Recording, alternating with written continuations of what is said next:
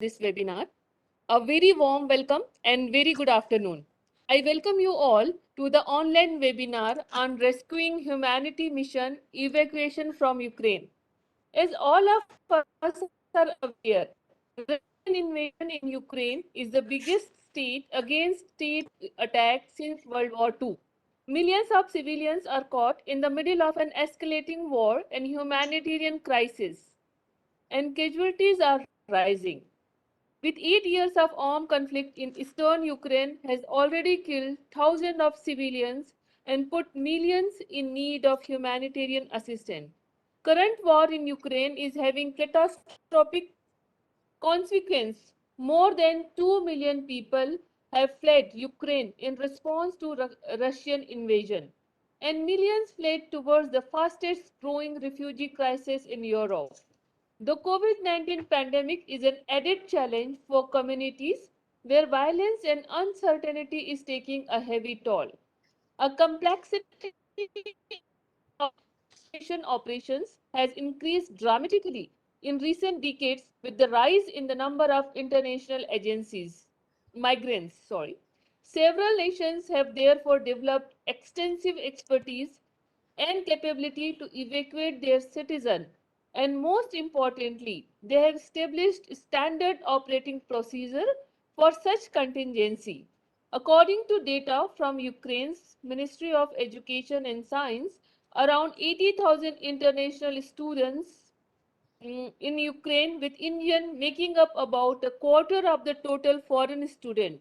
The task of evacuating Indians became a more challenging one after Ukraine closed its airspace due to the high risk of aviation safety.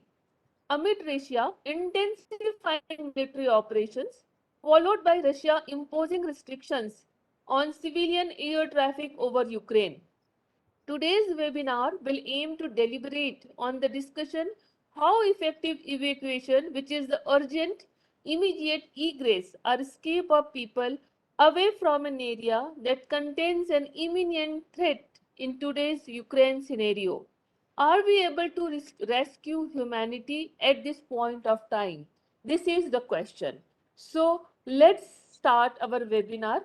Over to you, Swati. Thank you, Makta. Today we have five speakers on the forum. We have Dr. Swasti Rao from Parikar Institute of Manohar Parikar Institute for Defense Studies and Analysis.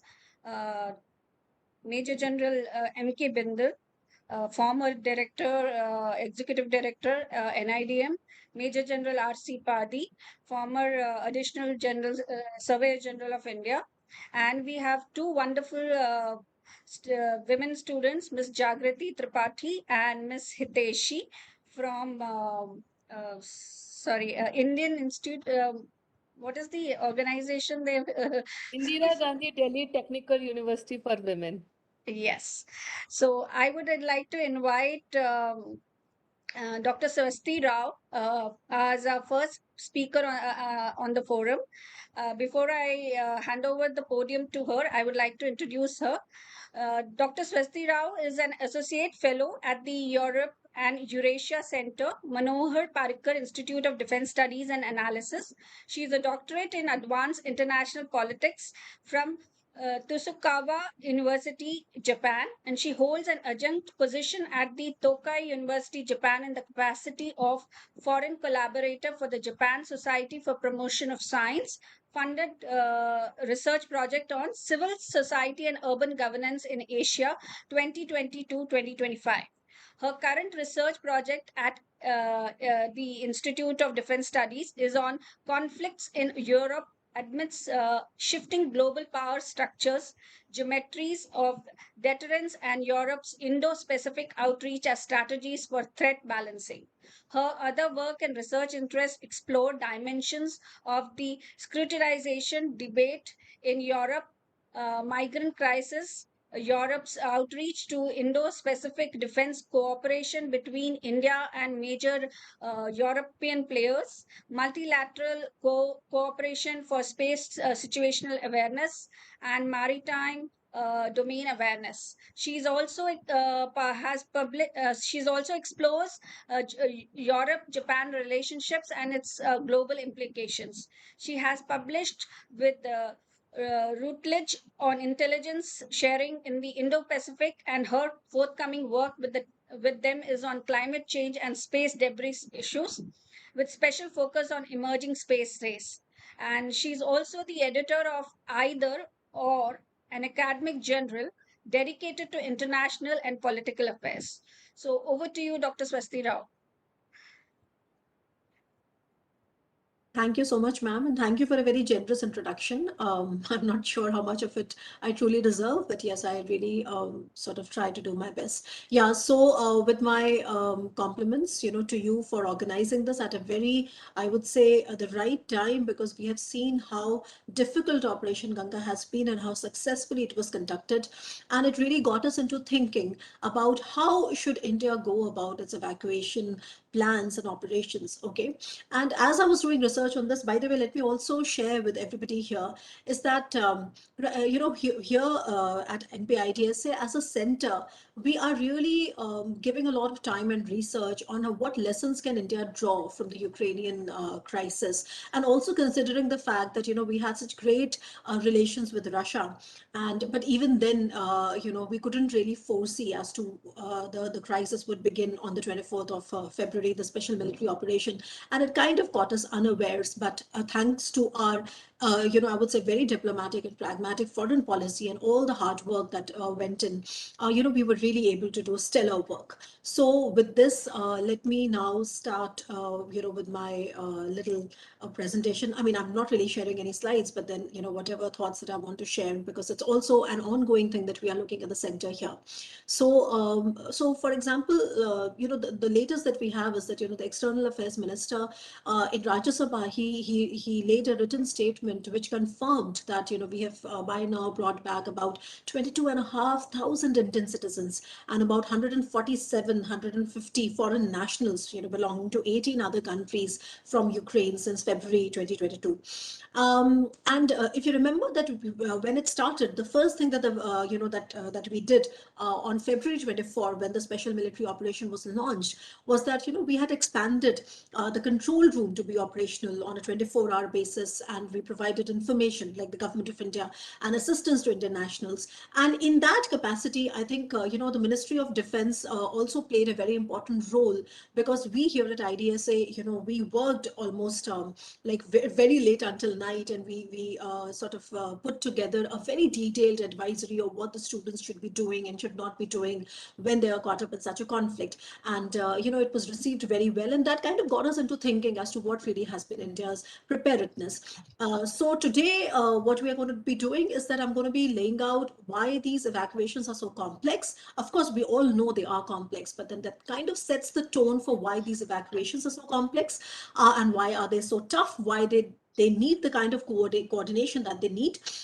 Then what really has been the literature on evacuation procedures, right? I mean, what sort of phases has that been broken down into? Because it gives us a kind of an anchor, to go about our own plans. Then third, what we can learn from other countries, because there are also developed evacuation so to say operations that have now slowly started to find very serious attention in other countries as well, countries like Japan, China, Russia, right? So we can, briefly touch upon that, and then we can see that what really is government of India doing. So that is what I'm going to be talking about, and I presume, I think I have about 20 minutes, so please do tell me well in advance if I'm overshooting my time. So like I said, that these evacuations are tough because the entire foreign policy apparatus swings into action. Like if you look at the Operation Ganga, and it has to do so by facilitating transport. There are trains, buses. It has to intervene at the highest level, like we saw happening in Russia and Ukraine, to ensure the ceasing of fire and bombing for safe passage. and it has to engage in border authorities to ensure border crossing. And in extreme cases, like for example, the way Sumi was, under air raids, and how we evacuated, our students from Sumi. Now, the foreign policy apparatus has to even traverse sometimes very, conflicted zones to assure civilians of necessary logistics for their safety. And once the civilians were out of Ukraine, like in the case of India, then our foreign, policy apparatus has to work with neighboring governments of Romania, Hungary, Slovakia, Poland, Moldova. Now, some of them are NATO members, some of them are not NATO members. But so here we are depending solely on our foreign policy equation, with these countries, so that we are able to establish transit camps and organize the flight, which are required for a safe return, back to India. So behind all this, right, behind all this is, you can see behind all this goes years of relationship and friendship and, diplomatic exchanges that really deliver at the time of need. And equally important, right, this represents the efficacy of India's flexible and pragmatic policy. So in my opinion, right, I mean, India's policy of multiple engagements and multi-vector foreign policy is often criticized, right, that we are not taking sides. Like we are under a lot of, I would say, criticism, especially from the West, for not, for not condemning Russia enough, etc. But we have always maintained the stand that that might be a different thing. But then our policy is a policy of multiple engagements. Our policy is a policy that keeps our national interest first, and it is a policy of strategic autonomy. And it is during such times, right, that we really see this kind of a thing working. Because had it not been like that, it would have been next to impossible to get all the students back safely. And very sadly, I think a couple of students lost their lives.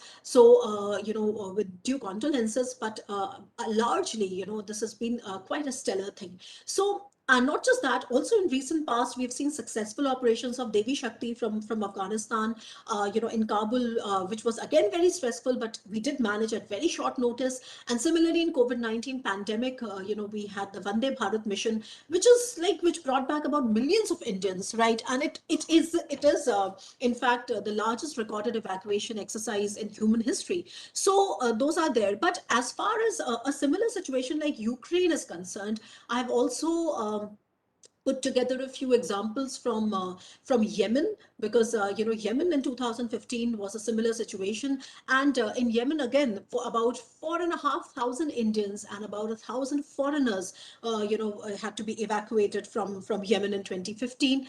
And then the Indian government had launched what is called Operation Rahat.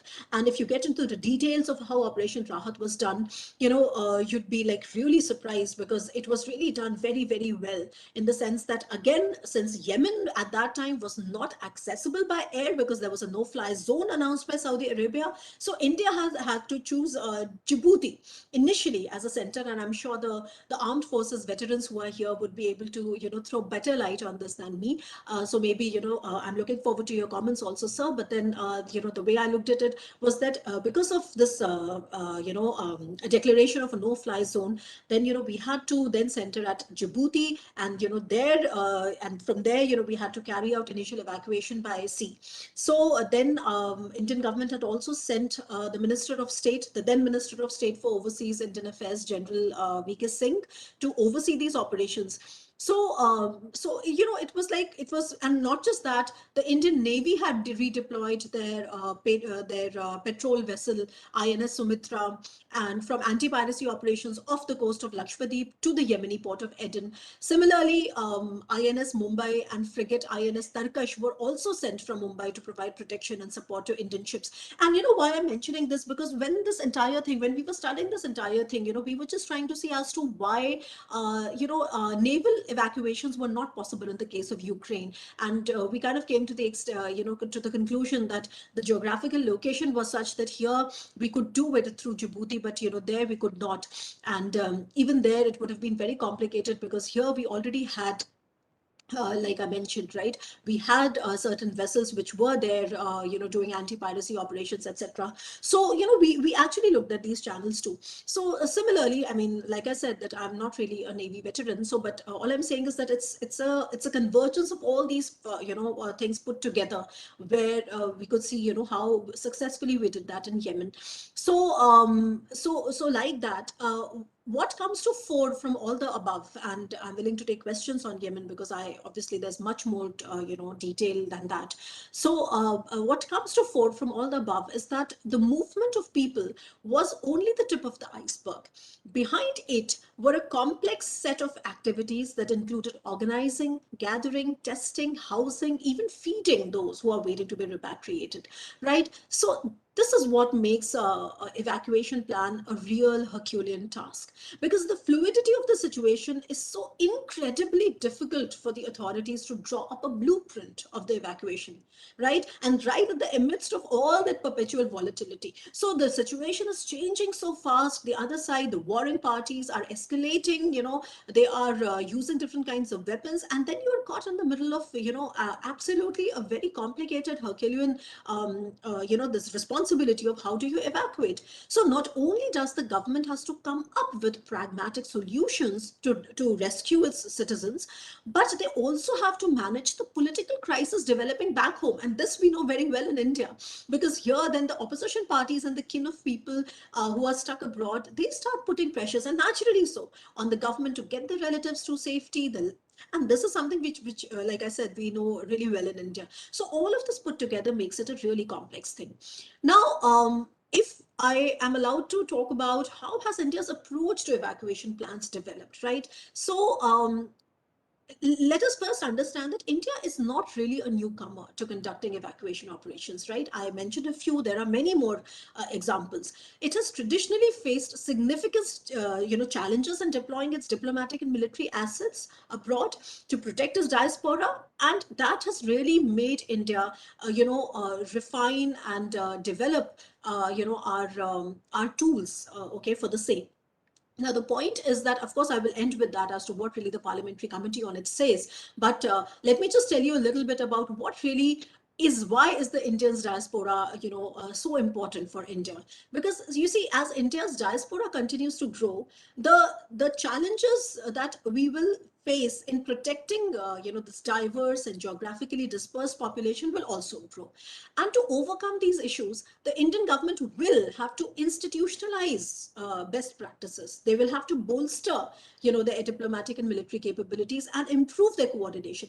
You see, the problem right now that we have been seeing is that we are good at it, but we are still operating, on a case-to-case basis, right? So we look at what is happening in Afghanistan, then we try to put together things. We look at what is happening in Ukraine, and we try to put together the best possible scheme. But the thing is that there is still not as much institutionalization, not too much, I would say, bolstering of the required diplomatic and military capabilities, and we lack a proper coordination plan, right? So this is what I think we should be looking at now that, we have, I would say, very rich experience in terms of how to evacuate a diaspora and why the diaspora is so important.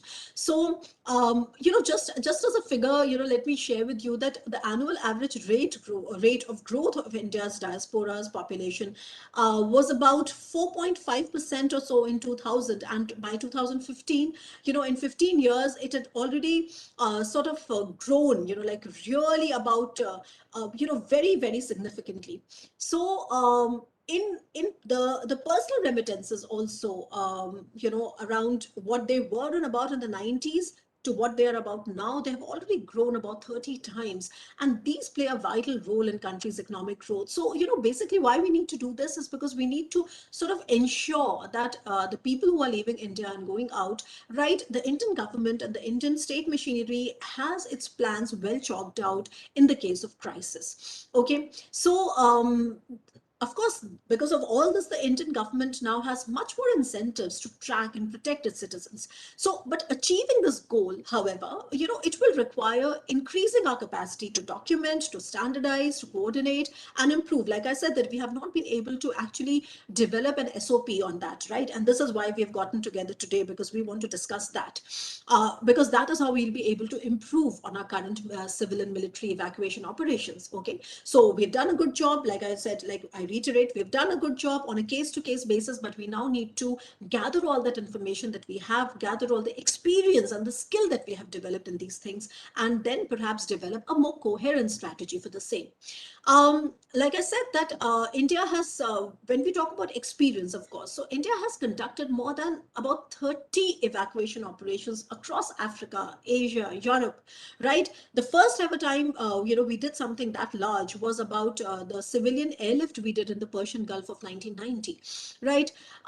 But given the lack, and again, I mean, I'm kind of reiterating it again and again, is that given the lack of any formal doctrine or emergency plan, the successes of India's missions has mostly been due to individual, expertise of officials from its diplomatic corps or the armed forces, right? So, but now that we know that more than 11 million Indians now are residing abroad, more than 20 million travel overseas each year, the government cannot really afford to rely on individual heroism or ad hoc efforts or quick fix solutions or case to case approach, right? So we need to kind of build on India's experience and expand our capacity. So what do we need to do then, right? So I have laid out about 7 8 pointers for that. I think what we really need to do is that Indian government should employ significant diplomatic and military resources to do at least 3 4 I can sort of discuss 5 6 points here. Is that we need a proper assessment of evacuation operations that have happened, and from that assessment will come institutionalizing of the best practices. The second thing is that we need to develop the SOPs, right, including emergency doctrines. So we have to really have a body or a group that really studies the emergency doctrines. Then we need to train, now comes training. So we need to train and prepare our diplomatic cadre to operate in hostile environments and increase coordination with other governments also, because we realize that evacuation of our diaspora in such hostile environments and emergency environments is not just about what Indian government has to say. We have to have very good coordination with other governments. Like in the case of Ukraine, we saw that it was not just about Ukraine and Russia, it was also about Slovakia, Poland, Hungary, Romania, all those neighboring countries. And then what all this requires, and that brings me to the fourth point, is that we need to assign a greater role to our armed forces. We need to strengthen their capacity to plan and deploy in tandem with civilian authorities. And we have to establish a permanent coordinating mechanism. And this is a very, very important point, that we need to establish a permanent coordinating mechanism that facilitates communication and joint operations across national, regional, international levels and bureaucratic and military levels. So what I'm actually trying to say is that we need a unity in that command. We need a convergence and a unity, right? Until and unless that happens, we will still rely, like I said, on individual heroism or individual capacities or case to case basis, things. So similarly, of course, then there are other suggestions also, that we need to designate a civilian air reserve fleet for evacuation operations, but this comes later, right? We need to then perhaps also have trained staff, say for example on Air India or other flights, who that will require specific training in order to sort of aid in these evacuation operations. Then similarly, we have to explore new communication technologies. Now, communication technologies are extremely important because, right, especially when people are caught up in such situations, communication breakdown becomes a big hazard. So we have to explore new communication technologies. We have to smoothen it out, make it really simple, to develop consular platforms to identify, monitor, contact citizens abroad, and we have to also offer them real-time updates. And all of this, we really try to do when we made that, really lengthy MOD advisory here at NBIDSA, and we had offered how these control rooms should be made, and how these people should be monitored round the clock, and typically in how many hours should they be monitored. So for example, we said that every 8 hours there has to be an update, how the head counts should be done, etc.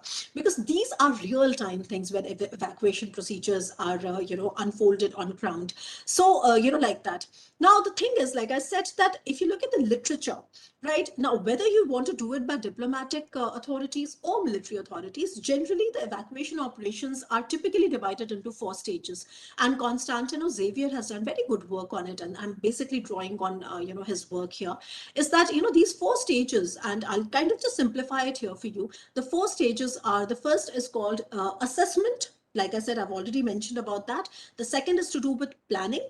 The third is to do with operationalizing, and the fourth is to do with post-evacuation, management. So obviously, assessment is extremely important, because the point is that you need to know as to on the ground whether a situation is going to evolve into an emergency situation. Like now, let's see what happened in the case of Russia. In the case of Russia, we all, like I said in the beginning, that we had great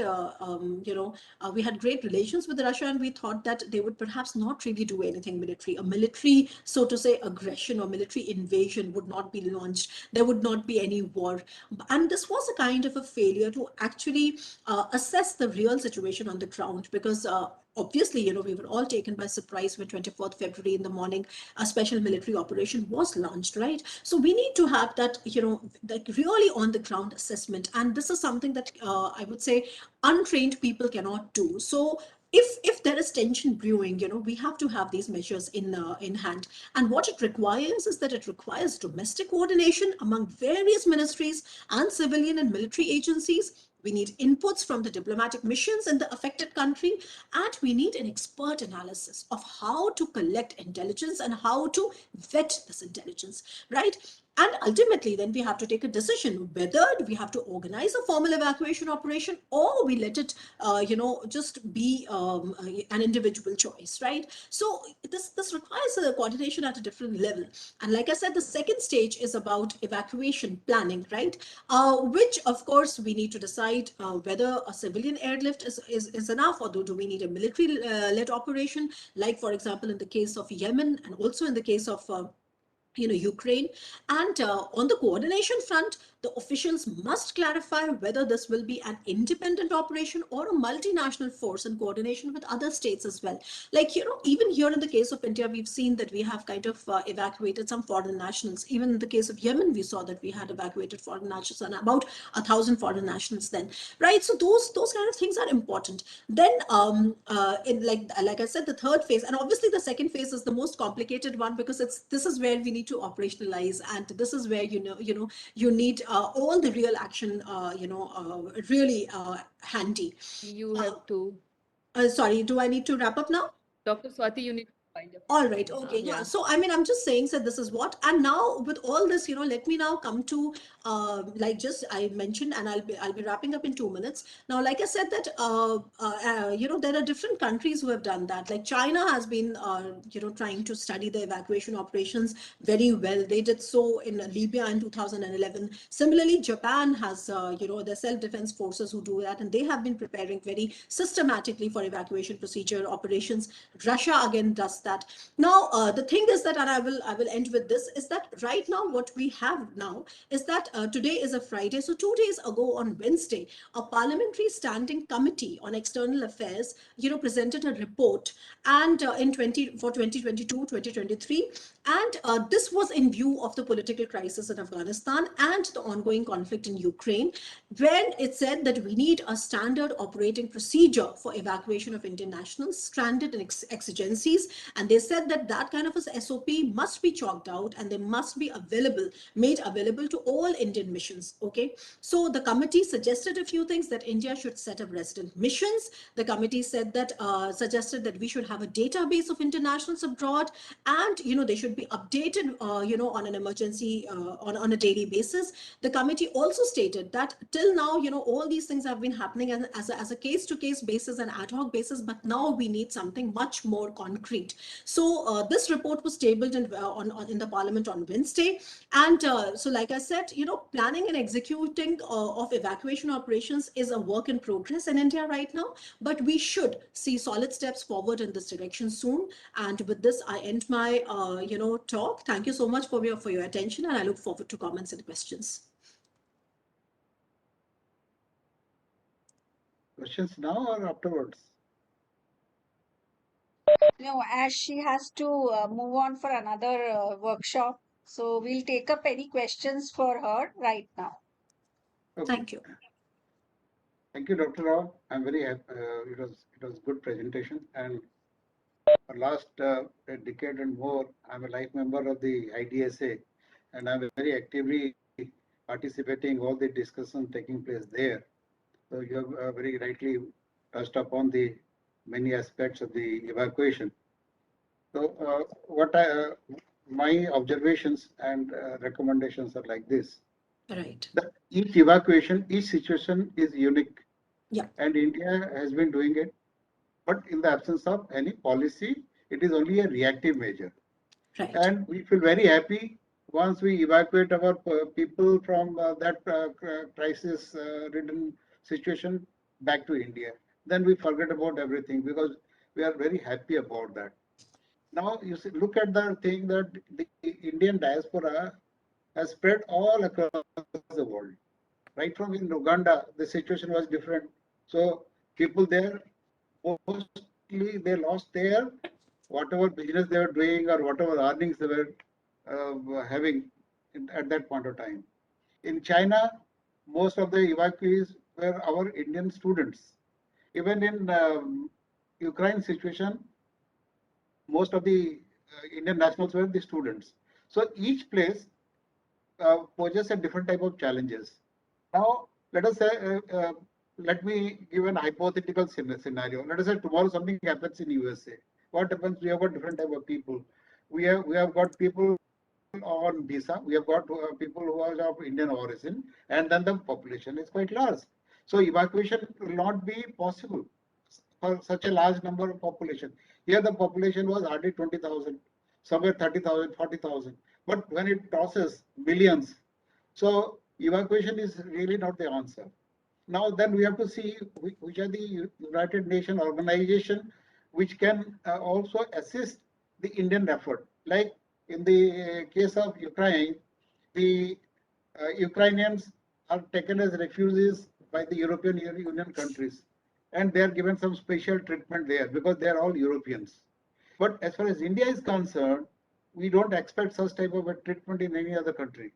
So we need to come out with a particular policy in which many aspects. One is evacuation aspect, where we have to give the pinpointed role of different organizations. Okay, and then not only that, different countries' situation should be assessed, and it should be like it should not be a reactive things. Here in the last moment, suddenly we realize that okay, we have got so many students there, and there was domestic pressure, so government had to step in. Then all the resources, Indian Air Force, Air India, private airlines, and everything was mobilized. So it was a knee-jerk reaction. So what we need is to have a proper policy framework for evacuation, for and not only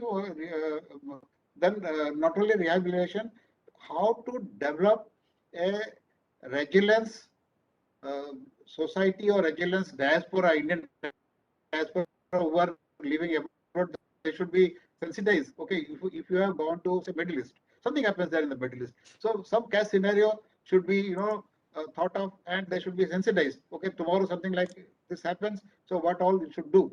So we need to do that kind of an exercise. And I think the IDSA can play a very good or important role in this aspect. Constitute a research group and touch upon each and every aspect of that and give a due recommendation to the government for their consideration. I think this is what is my observation and recommendation. Right. Right. And thank you for your good presentation. You're welcome, sir. So do I take it up one by one, or do I wait for more comments? Can I respond to sir, or yeah? You're muted, ma'am. You're I think muted. you can respond to Okay, all right. Okay. So thank you, sir, Major General RC Pathi. And I agree with most of the observations, sir has made. And I was particularly interested, of course, these are extremely complex situations because, like you said, that a lot of times the situations are also different. The spread out of diaspora is different. Somewhere you have students, somewhere you have workers, right? Somewhere you have people who have, so, and this kind of, so we can't really have one formula that applies to all the situations. So obviously that is what makes them so complicated. But having said that, I totally agree with you that there has to be better coordination at different levels. And we need some sort of like in the case of Ukraine, I can tell you, like in the case of Ukraine, we kind of realized that why is it so that we do not have a database of students who are leaving India, right? So why don't we have a database that we keep updating? And why can't we do some sort of even at the level of immigration, perhaps we can we can add something that can then reflect on the database here, and we can sort of keep a tracking of it as to which group of students are becoming more vulnerable. So these are things that we can perhaps do, and this would not tackle all the problems at the same time, but it would at least at the time of that emergency, okay, it would make things a little easier for us. Because when, like you said, ideas can play a role. So when in the case of Ukraine we were developing this lengthy advisory for the Ministry of Defense, right, then we kind of just pointed out all those things about the do's and the don'ts, so we can perhaps do it in a proactive way and not a reactive way, and therein lies the key. And here we are always looking forward to such plans, and we are doing a lot of things. So let's hope that we are in a better situation with time and with that experience. Thank you, sir.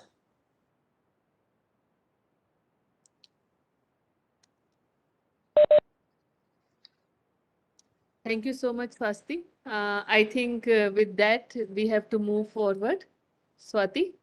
Right. Thank you so much. And, perhaps I can take a look at it later if you send me a recording of it, and then I can email, the panelists here if I have any questions. But with my sincere apologies that I can't really wait because I have something else, just coming up, and I'm already receiving reminders from there. So thank you so much for having me. And I look forward to more such engagements. All right. Thank you so much. Thank you, Dr. Swasti. Thank you so much.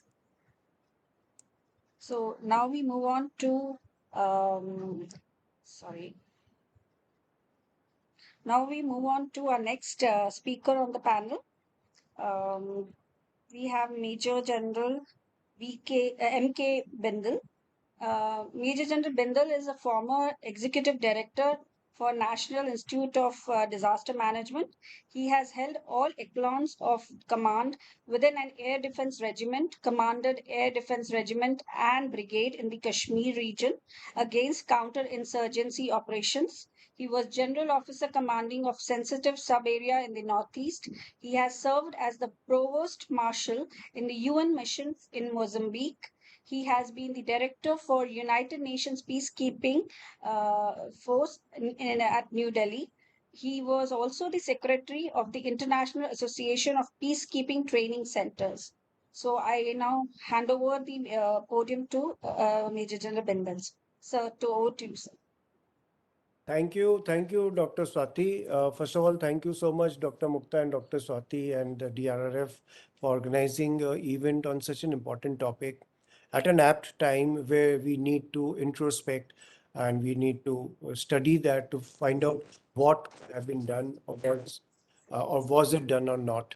It's a very good topic that you have selected, and I also welcome all the fellow panelists, Jalpadi sir, Dr. Swasti, we have already heard her energetic talk, and Ms. Jagriti and Ms. Hitesh, who will be coming later. Here, we are not going into the semantics of what really happened because that we have been covering, hearing about it through the news. But to have evacuated more than 22,000 Indians from Ukraine amidst ongoing conflict under the Operation Ganga is a very important and a commendable task. And it was very swift and very speedy. Uh, and we have done it without any fanfare, without any controversy, is also speaking volumes about the coordination that must have been put in by the government of India to ensure this whole thing. So, what we have seen is that the most important foreign policy priority in the ongoing conflict for India has been the safe and secure evacuation of Indians, both students and residents, and also of some neighboring countries also whom we had evacuated. As we are aware, we heard the clips, video clips or Facebook clips on from Bhutan, from Nepal, from Sri Lanka, Bangladesh, and even from Pakistan. So this policy of India to leave no one behind is being applauded by everyone. So it is a job well done and needs to be commended upon. We have been doing it earlier also. Some examples have been given by Dr. Swasti in her talk, where we have conducted such events in Yemen, in Afghanistan. We have done Operation Devi Shakti, then we have done Operation Rahat, then we have done many other operations from South African region also in the past. So it has been a practice that India has been evacuating its diaspora when the situation has gone bad. I slightly disagree that we have to be prepared in all respects. No, I agree with what General Padi said, that every situation gives a unique perspective which is different from the previous one. So we need to have a system in place which is tailor-made thereafter to suit the requirements of the present requirement. And there is a system in place. Did we hear anyone creating any problems in the media? Was there any media hype? No, everything was going on smoothly. The ministers and the government of India, whole system, taking in all stakeholders, including the Red Cross, government of Russia and government of Ukraine together, and organizing such an evacuation. So, role of armed forces was also spoken about. Armed forces are generally not used in such missions unless it is a forced evacuation where you have to protect a particular territory, get the diaspora there, and then evacuate them. We have been evacuating from various places, even the Afghanistan when Taliban was taking over, without the use of force. It was purely due to the diplomatic efforts by the two governments, which created a safe passage for the Indians to be evacuated. So role of armed forces becomes a uh, combat evacuation, which has got a totally different connotation altogether. Uh, when we send a C-17 Indian Air Force transport aircraft, we cannot say armed forces have been used for the evacuation. Armed forces, a facility has been used, but combat armed forces have not been used. So that difference must be understood, because putting Indian troops on ground with uniform and with weapons will become a different type of operation, and hence it will escalate the whole situation. So while making any sort of SOP, this point needs to be kept in mind. Uh, we have our own tradition, right? From Vedas, Upanishads, we have been talking about Vasudev Kumbhakam, which talks about one family, one earth, one family. So now thinking about Indian boundary as our limit is no more the norm. That fortress type of mentality, that we keep our boundaries safe from any external aggression, is safety for us is not the thinking anymore. Now, Vasudev Kutumbakam is becoming a reality. All Indians living all over the world is part of the Indian family and needs to be protected. It is the responsibility of the Indian government to protect them. And it is the responsibility of the Indian government to assist them in times of emergency. India has shown this commitment through various evacuations that has been done, and that assurance level can be seen in the diaspora today, because more and more of them are coming back to India or contributing to the Indian economy more and more, and hence they are also paying back for what India is doing for them in their own ways. Uh, Such missions, they act as positive assurance to our own diaspora. It also acts as a role model to many other governments to follow. Like it was brought out that China is studying this model, Japan is studying this model. So many countries are now studying this model as to what happened, why India was allowed to evacuate 22,000 Indians with a few foreign nationals without a single casualty. There was one casualty which we deeply grieve of one Indian student, but minus one evacuating so many without any major issues is a success of the diplomatic relationship of India, is the success of the foreign policy that India has made with the countries. Here in Ukraine, it is not only Ukraine and Russia, it is the states and the nations around Ukraine who also came ahead and assisted India by giving them their air bases for the Indian combat aircrafts to land. It's a very big thing. Combat aircrafts are not allowed to land unless there is a huge process to get a permission is involved. All that was cut short because of the excellent bilateral relations that India has with all the countries. If you see, right in the beginning of the war, even the Ukrainians were commenting on the Indian government for not taking a stand. But on the other hand, they were allowing peaceful evacuation of the Indian students. So there was a media hype, but there was also bilateral relations working somewhere.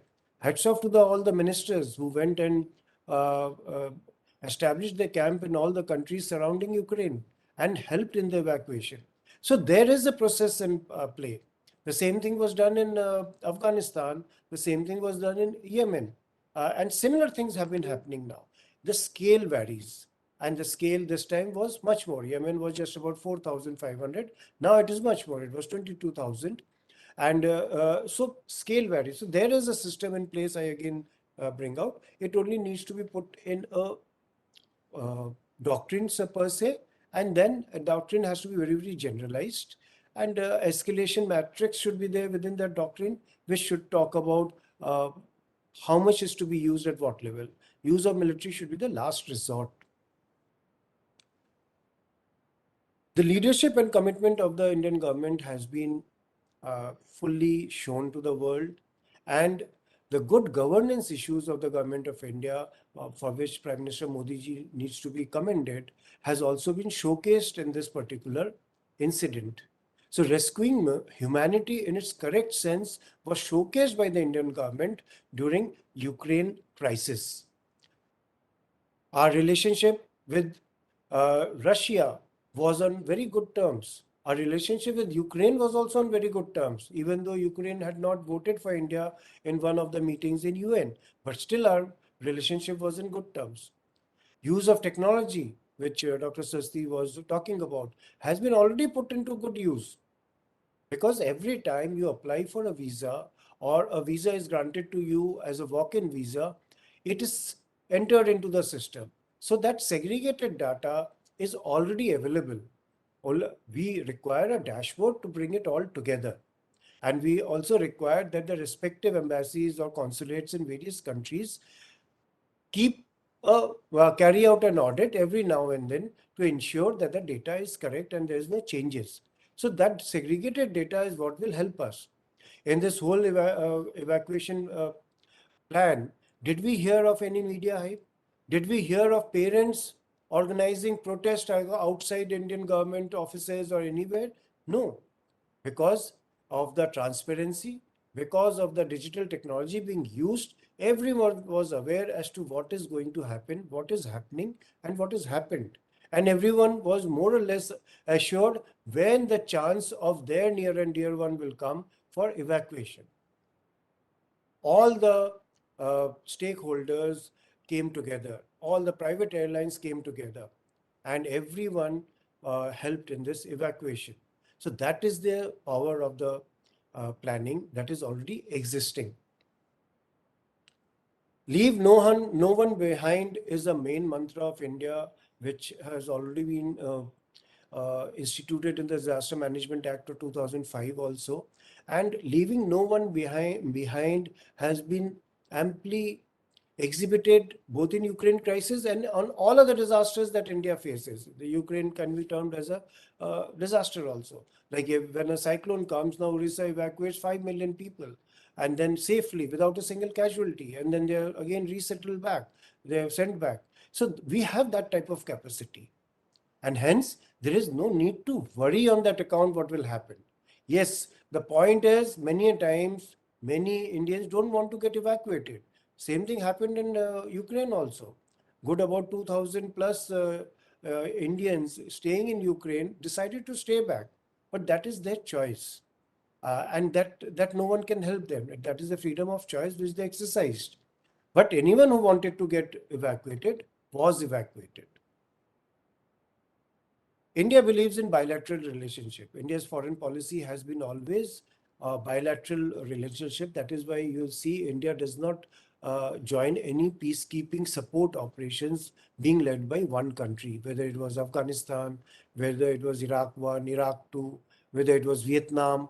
It was not joined, it did not join it. It established its own relation with the country and then they entered. Like even in Afghanistan, when USA led uh, forces were there with the peace support operations. India was not part of that, but India was equally involved in the rebuilding of Afghanistan during the whole crisis by dealing with the government of Afghanistan uh, separately, and that is the soft power which the Indian government enjoys. So here I now come to my next issue which I want to talk about is soft power of India.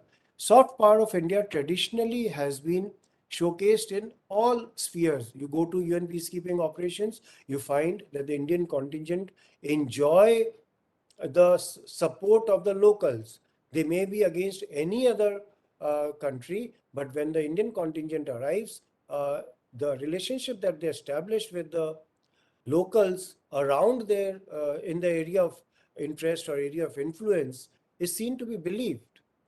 And that is the soft power which the Indian government enjoys. You have seen, no matter how many sanctions have been put in every nook and corner in the world, but India has always been able to survive and has striden forward. So this soft power is more important than hard power. Hard power is required for military diplomacy, and soft power is required for foreign policy. So a combination of this is what India is doing, and that is giving a lot of uh, incentives. Now you see a simple thing. They were the advisory which was issued by the Indian government was to use Indian flags while moving, and Indian flags were being respected both by Ukrainians, both by the Russians, and the country they were moving to. Once in a while, there were some problems because of various factors, but even there were cases of countries of foreign students of foreign origin carrying Indian flag to get through safely through an area. It was as if the Indian flag had replaced the UN peacekeeping flag. So that is the role India is taking on. That is the image India has got. So rescuing mission by India is a path breaking and a trend setting initiative, and over they are proving that soft power, bilateral relationship, positive foreign policy is the way to ensure peace. And what Dr. Swasti spoke about strategic autonomy, and also we can make ensure our own strategic autonomy while we do that. Uh, Here, I will talk about one or two issues which Dr. Swasti uh, talked about, which she spoke about that political crisis which was developing back home, and what we saw as the actual evacuation was only the tip of the iceberg. I fully agree to that. What we saw was, I'll not even say one tenth of the total efforts being put together to bring back those Indian stranded students and stranded Indians. There was so much of work going on, and the bureaucracy, the ministers, the government was burning the both sides of the candle and spending nights in the offices itself to bring that together. So India has the capability to come together when it is required. Even the opposition that time, if you remember, supported the Indian government. Yes, there is always sometimes some anti-government slogans, anti-government protests are there, but they are more notional in nature rather than actual. But everyone helped the government at that point of time. Then there was spoken about a s- permanent cadre to do all this or training of staff. Uh, by practice itself, it is happening because India itself is suffering from insurgency operations, oblique internal security issues in many states, many places in the country, and hence operating flights, operating from there is giving enough experience to all the stakeholders. And hence, if you see in this whole evacuation plan, no student came out with any problem they faced anywhere. So the training is already being given. However, it needs to be put on paper as a structured training, but it is there. Communication technology, digital use of digital technology was put to the best use. And hence, everyone was aware of who is on the flight, who has come to the which country, and what will be there, what is the waiting list number, who all are left within the Ukraine, and where are they staying. The last Sumy province, when we hear and we remember, buses were organized for them to move out of the Sumy province by creating a humanitarian corridor when the intense fighting was being conducted around it. It was all a result of a very, very detailed planning and good bilateral relations that we had with both Ukraine and Russia.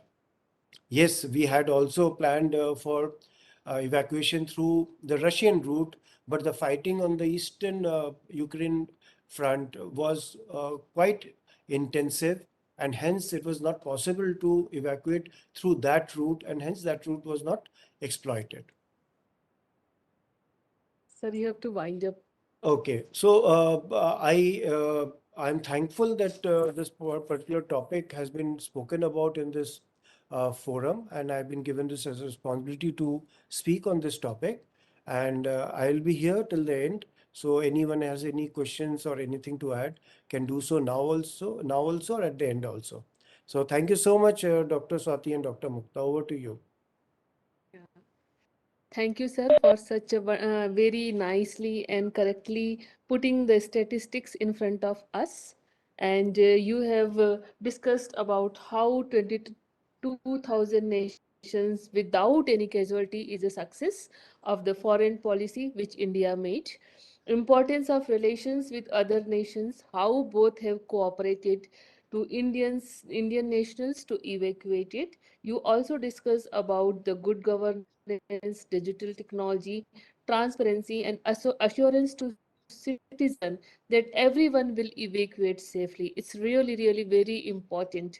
Leave no one behind mantra implemented successfully. Some Indians stayed there by their choice, bilateral relations, soft power of India, and how Indian flag have been respected there in both the countries, Russia and the Ukraine. It's really wonderful, and it's really heads off the city leadership of our government. I'm really happy, and I can see it's really a very good deliberation. Thank you so much, sir.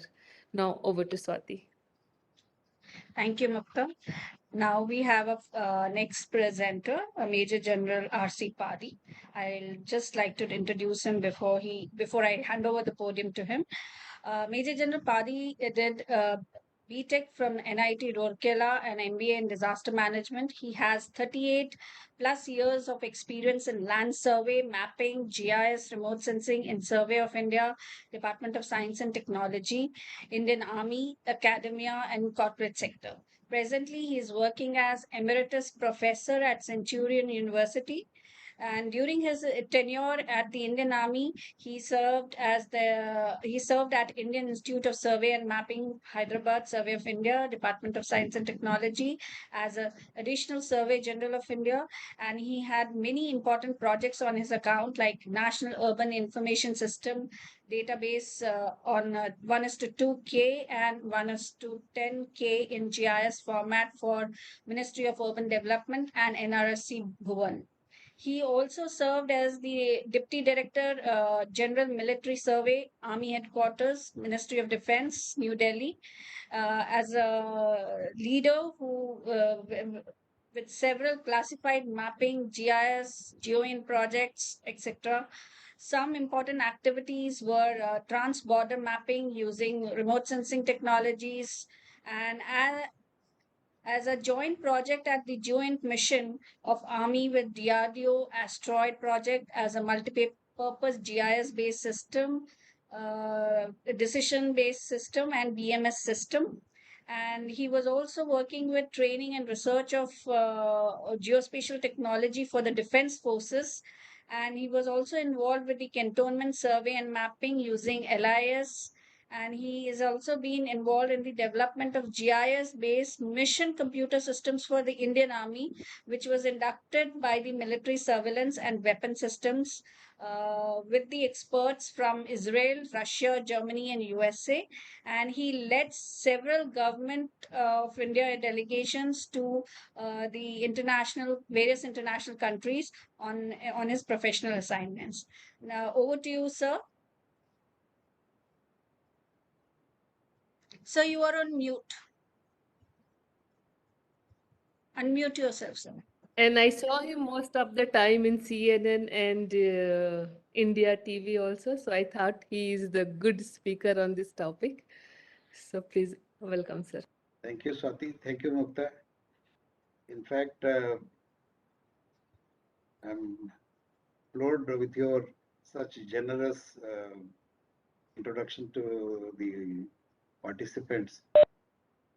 First of all, I feel very happy and feel proud being an Indian, because India has got a very successful democracy.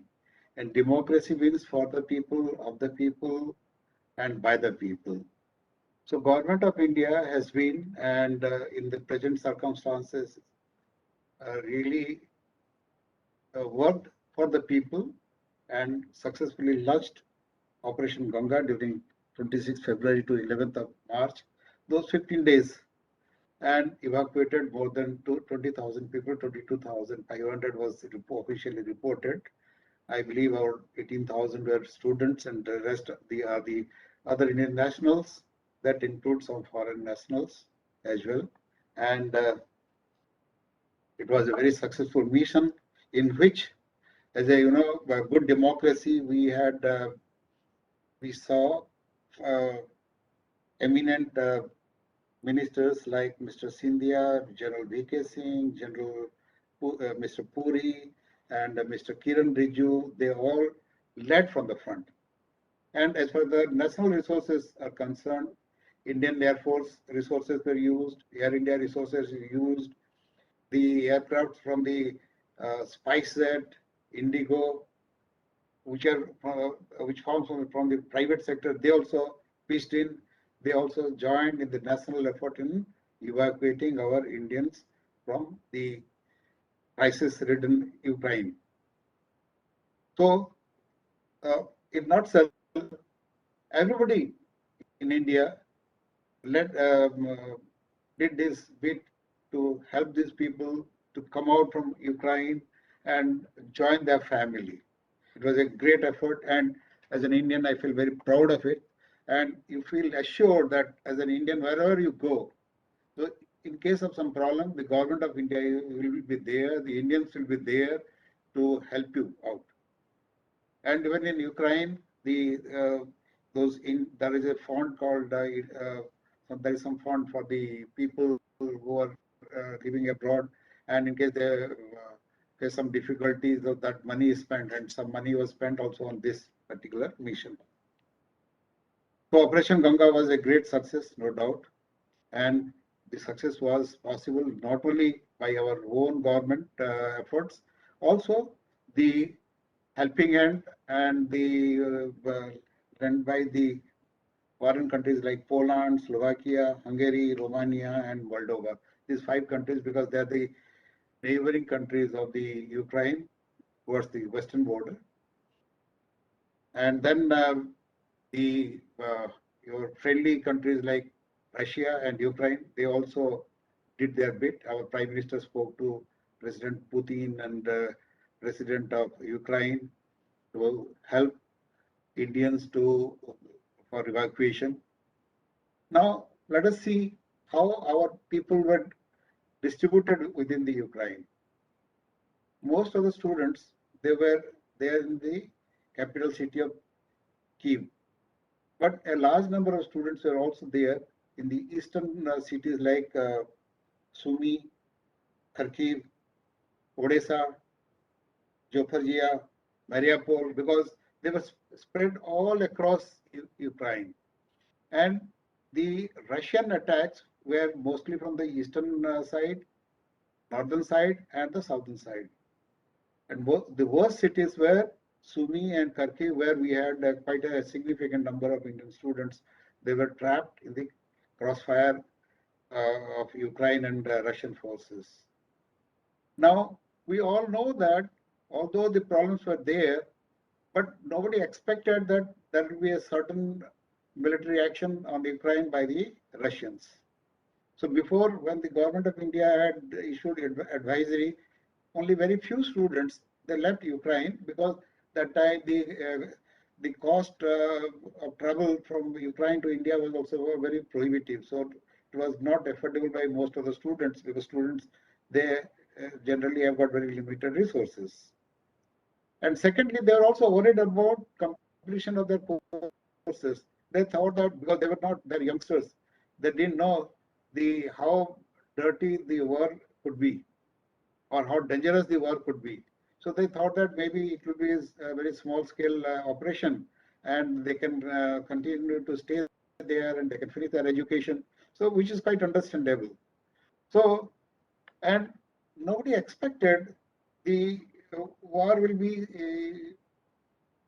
prolonging to such an extent, and it will be such a bad situation. Our own people will be, you know, trapped there in Ukraine. Now, what are the options available to our students? Once the operation started, the airport, all the Ukraine airports became non-operational. Only one aircraft went to Ukraine and it rescued few Indians. Thereafter, the airport was closed, so there was no way they could be evacuated from the air route. Sea route is also not possible, because the Black Sea, that side, which is very the only port city is Odessa and Mariupol. Those bad students could have gone, but there was practical difficulty, because then through Black Sea you have to that those straits are there, Turkey straits, and through that meridian you so then the Indian Ocean, so it was also not possible. So what was possible was that to move towards the west, and move towards the west, those five countries: Poland, Slovakia, Hungary, Romania, and Moldova. And most of the students, they went to Poland. There were 38 exit points all across, out of which Poland had got their maximum. And in fact, if you see the maximum number of refugees even from the Ukraine, they went to Poland. And so, and those who were the students were in the central part of Ukraine or towards the west, they had very less problem.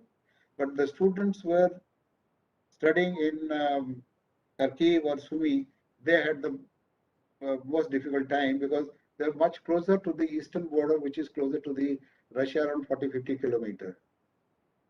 So they couldn't travel unless a train is provided, or even road travel was not possible. Then the curfew was imposed. So there was a lot of difficulties were there. it was really a Herculean thing to, come out from there to and cross the Ukraine border to these safe countries like Poland and all. Although and then when at that point of time there were about 80,000 students in Ukraine, 20 from India and rest from other countries. So you see the large number of students and large number of foreign nationals, they were rushing towards that western border. Then further to that, then the Ukrainians, the children and the women, they wanted to leave the country, and as per today's news, up to 4.6 million have already moved out of Ukraine. That is almost about one-fourth the population of Ukraine. So when we are seeing a large number of people leaving the country towards the western border, so you can imagine the chaos.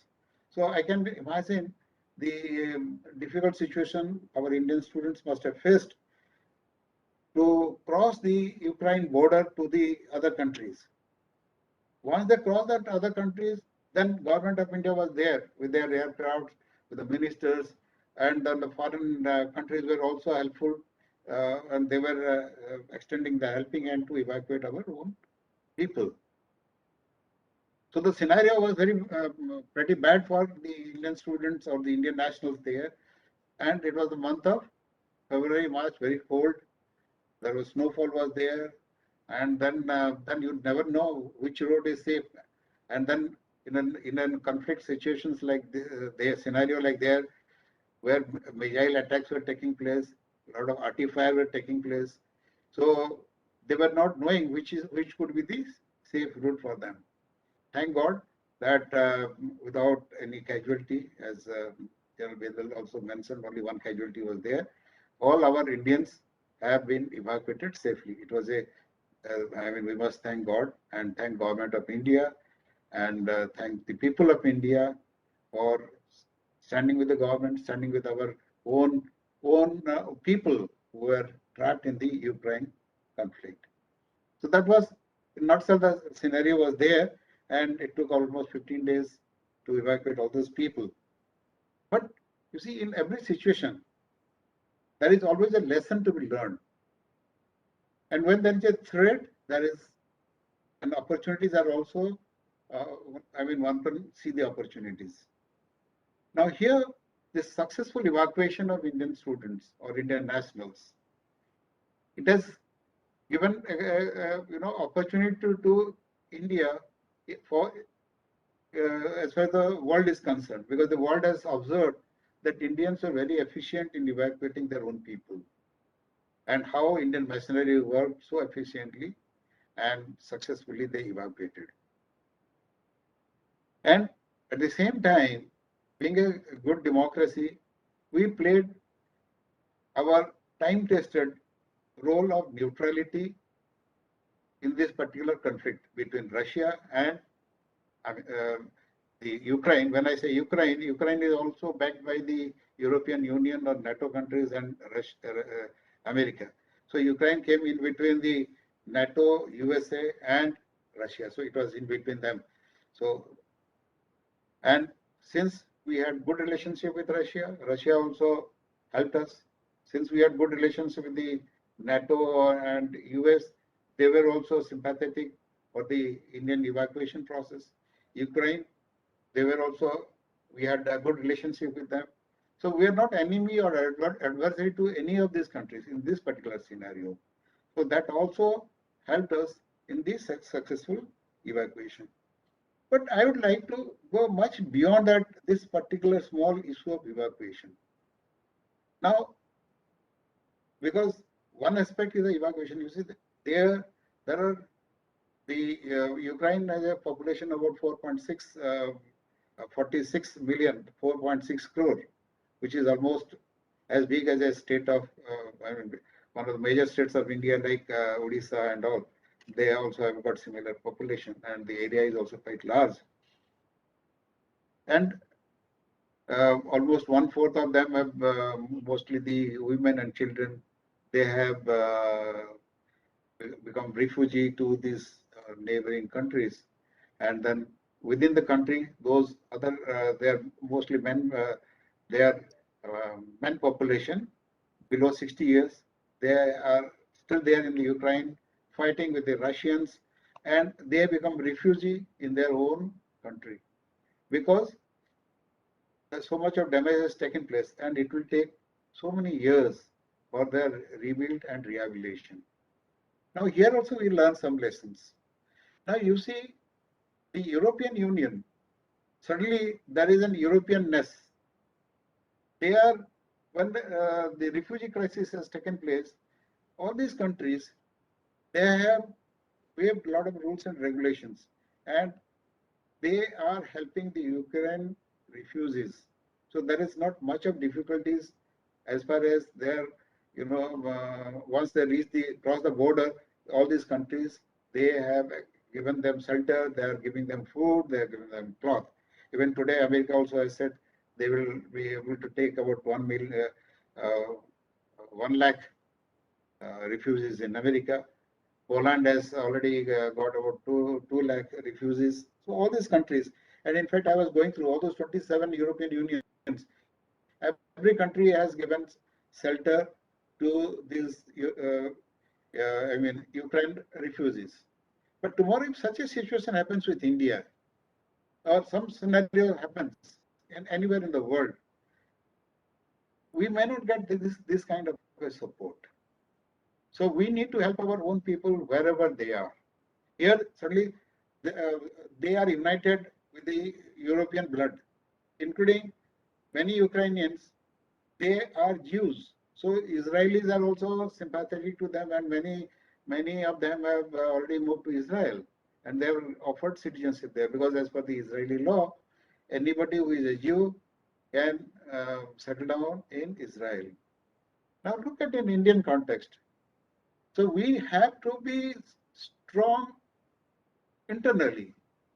So within India, we have to be Atmanirbhar, and wherever some difficult situation occurs like this anywhere in the world, we should mobilize our resources. We should be prepared for that kind of a scenario and help our own people. The second situation here is now almost a month is over. Now uh, totally Ukraine is destroyed. What happens to these students who have come from Ukraine? And then there are also similarly thousands of students who were studying in China, and they have not been able to go back to China. Now, one is we have evacuated them successfully. Now we have to also see that these students, or even those other Indians who are working there, they have lost their livelihood. So we need to also ensure that the students, they complete their education. How they complete, it is a very difficult thing. So a lot of deliberations is required so that some way out is worked out for them. Similarly, those who have uh, lost their job or other, whatever they were doing there, how can they be rehabilitated here? Then the trauma, those who come from the such situation, so the trauma, so they need some psychological treatment or consolation, some kind of a counseling, so that they overcome such kind of a trauma. Another good thing what India did was, while doing this rescue operation or evacuation, India also played a very humanitarian role. Some relief materials were also sent there. It was part of the Operation Ganga. So you see, a democracy like India is a role model for the international community. There is no substitute for a democracy, because democracy, why why the successive governments, irrespective of which party is in power, is very sensitive for the cause of the people, because the government is formed based on the popular vote, and the government of the day has to work as per the sentiment of the people, Sir, you welfare of need the to people. wind up. Okay. So Yeah. these are some of the lessons learned. That one is, when I talk about success of Operation Ganga, so whatever we have learned from there, the lesson learned is that the firstly, as I told Dr. Rao at that point of time, that we should have a just instead of a reactory, just like we have got disaster management policies, we should also have such type of evacuation policies, and in that, the role of each organization must be defined. And then the threat perception in different parts of the world should be periodically assessed, and our Indian diaspora who are living there, they should be sensitized for that, so that in any kind of a scenario or things taking place, it should be automatic process. So we need to work in that direction. These are the things we have already got enough experience in the past, so many evacuation measures the government of India has been involved, and India has got that expertise. But we need to strengthen that and work out for future, because such situation will always take place as long as the war will always continue. Even in the ancient times, Mahabharata, Ramayana, every time war was there. So future war will be there. Even earlier time plague was there, then Corona came. So anything can happen. Disaster can also take place. War can take place, and our Indian diaspora is all they will be there in all over the world. But we need to have such contingency plans as a policy, as a national priority for any future eventualities. Thank you very much for your patient hearing. Thank you.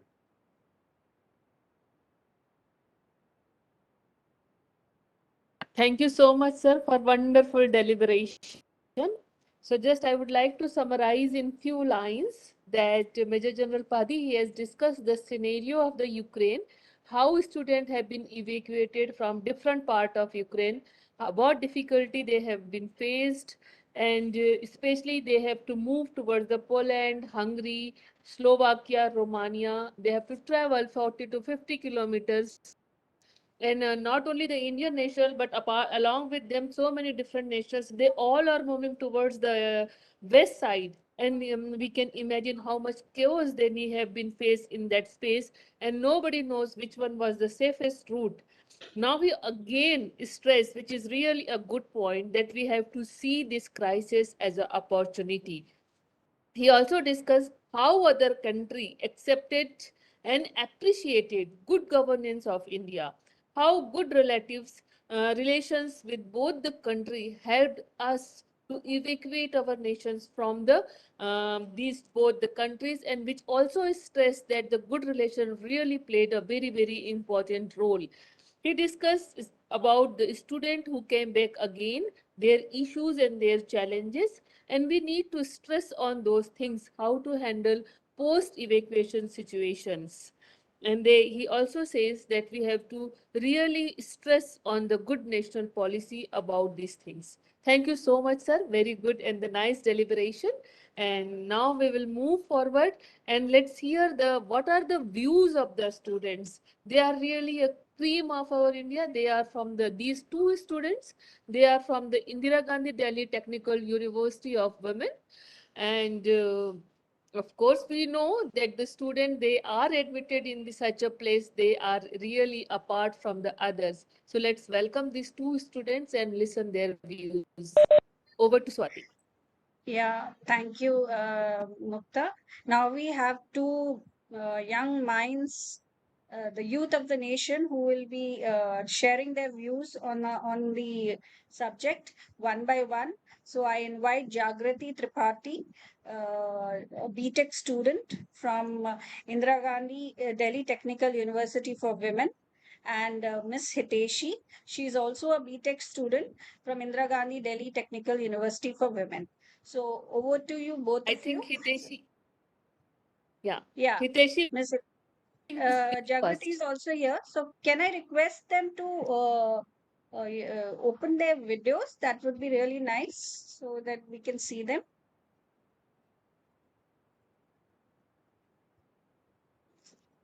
Jagriti? Yeah. Good afternoon, everyone. I hope I'm audible. Yeah, Yeah, you're Yeah, yeah. yeah, audible. you are Yes. Jagriti, are you there? yeah. So I would request Jagriti to share her views first, and then it will be followed by Ms. Hiteshi. Okay? I think she is requested कि she will speak after Hiteshi. Acha. Okay. So you can go ahead, Hitesh. Okay. First of all, good afternoon, everyone. And I'm really obliged that I've given this opportunity by Dr. Mukta ma'am. And I would start with my presentation now.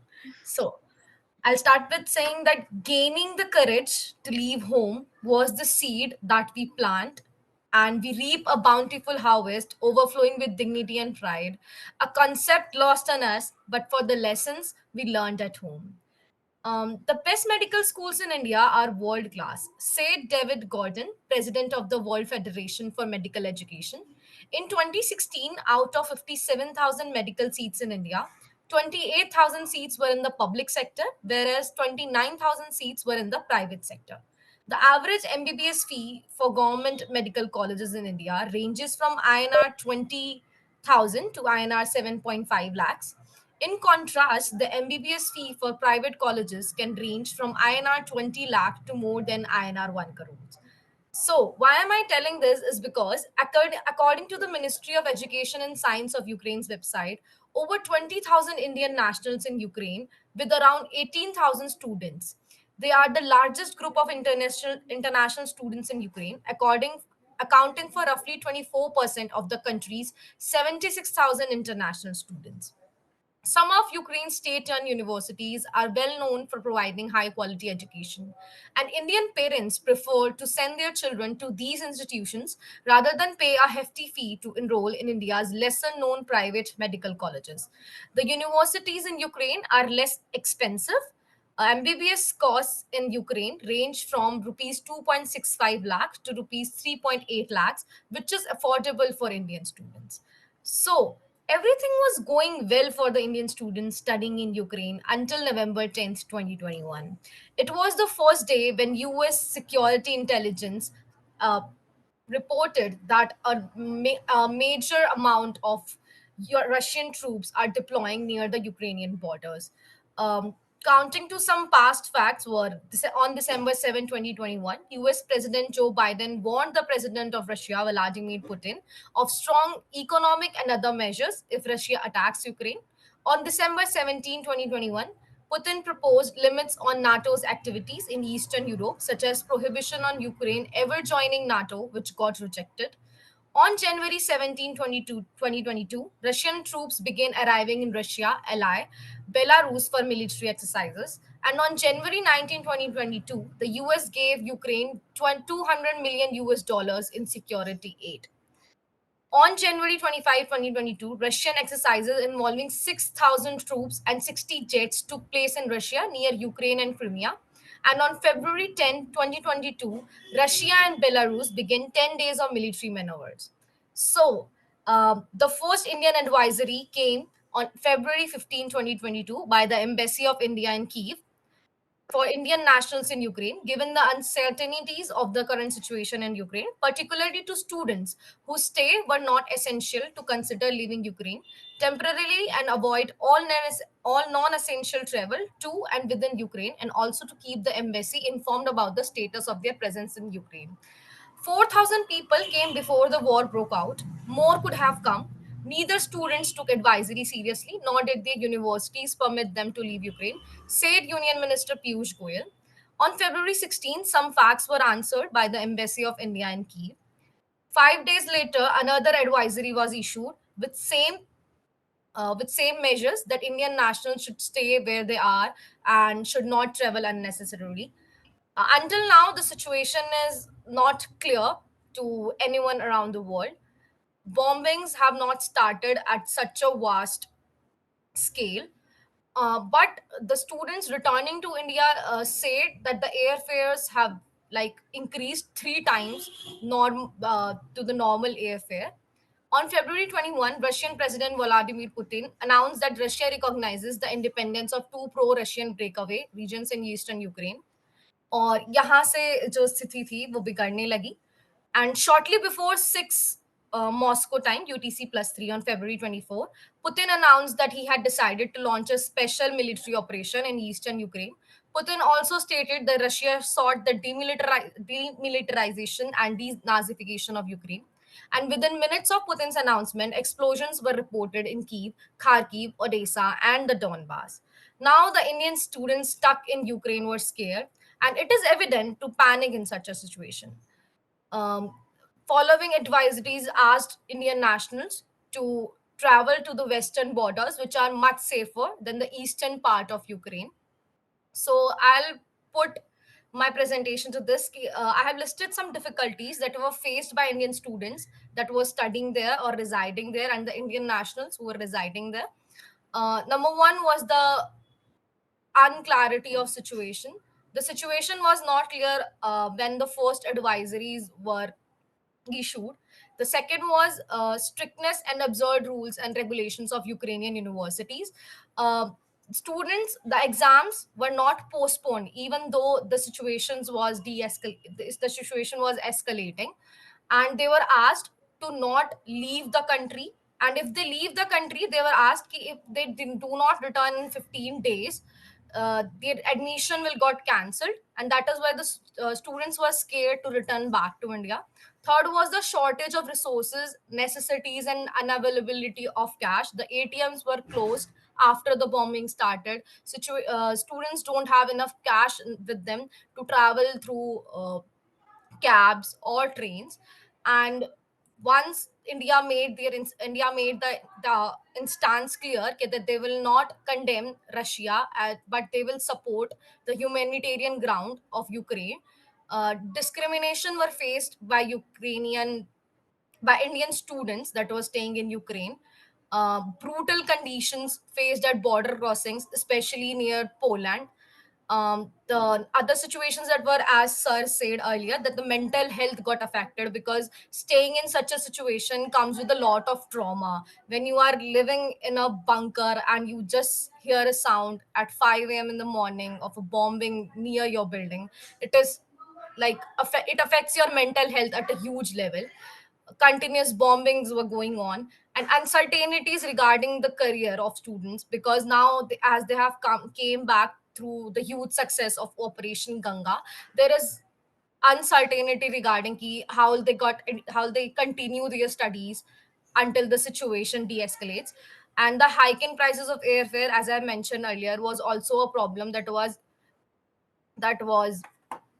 uh, that was suffered like that the students suffered from. Coordination among officials and stranded people, and the harsh weather that the students suffered from was also a problem that and a difficulty that was faced by the Indian students. So I'll conclude this with the line that जब हम घर छोड़कर बाहर जाते हैं और हमें कोई दुख होता है, तो हमें सबसे पहले अपना घर याद आता है, मम्मी पापा याद आते हैं जो हर दुख में हर समय हमारे साथ रहते हैं. So there was a lot of panic, but thanks to Indian government and thanks to the success of Operation Ganga, all the Indian students got back to their country, got returned to their homes. And after the storm, we saw most magical colors whispering songs of hope. The rainbow showed us the way back home where we all feel safe, cared about, and loved. That is all I have to say. I hope I did well. Thank you very much. Thank you so much, Hiteshi, for your wonderful views. Now I would invite Jagrati to share her views. Hello, ma'am. I hope I'm audible. Yes, you are. Okay, so Just put on your video, yeah, Jagrati. yes, ma'am. Just put on your video, Jagrati.